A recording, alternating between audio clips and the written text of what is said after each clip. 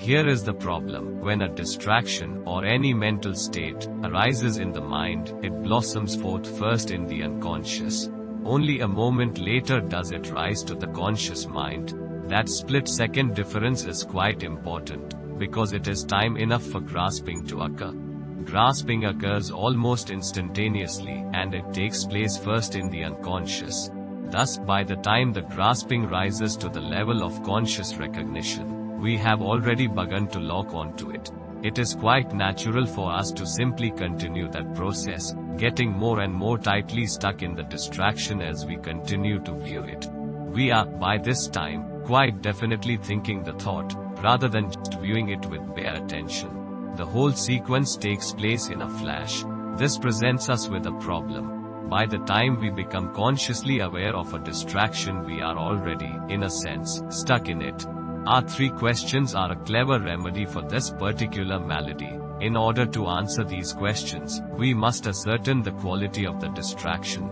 To do that, we must divorce ourselves from it, take a mental step back from it, disengage from it, and view it objectively. We must stop thinking the thought or feeling the feeling in order to view it as an object of inspection.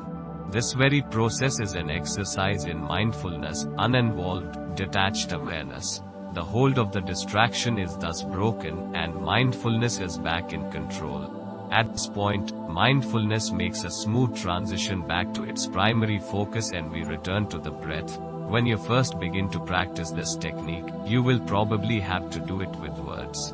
You will ask your questions in words, and get answers in words. It won't be long, however, before you can dispense with the formality of words altogether.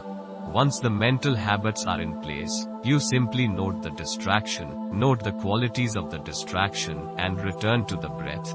It's a totally non-conceptual process, and it's very quick. The distraction itself can be anything: a sound, a sensation, an emotion, a fantasy, anything at all. Whatever it is, don't try to repress it. Don't try to force it out of your mind. There's no need for that. Just observe it mindfully with bare attention.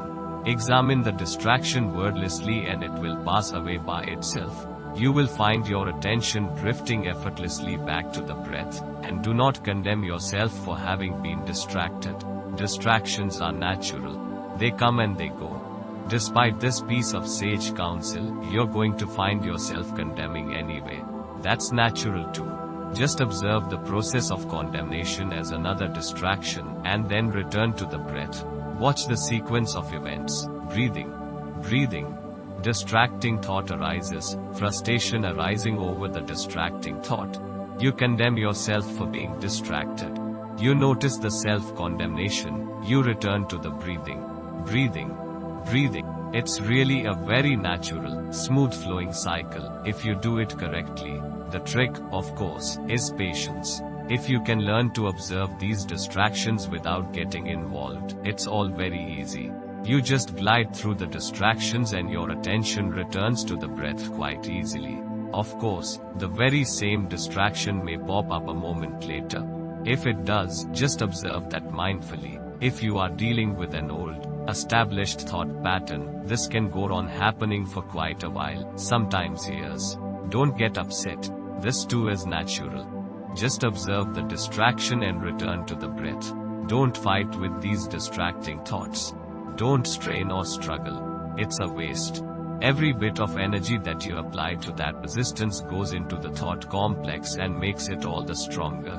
So don't try to force such thoughts out of your mind. It's a battle you can never win. Just observe the distraction mindfully, and it will eventually go away. It's very strange, but the more bare attention you pay to such disturbances, the weaker they get.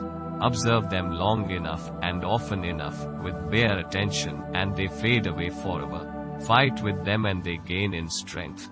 Watch them with detachment and they wither.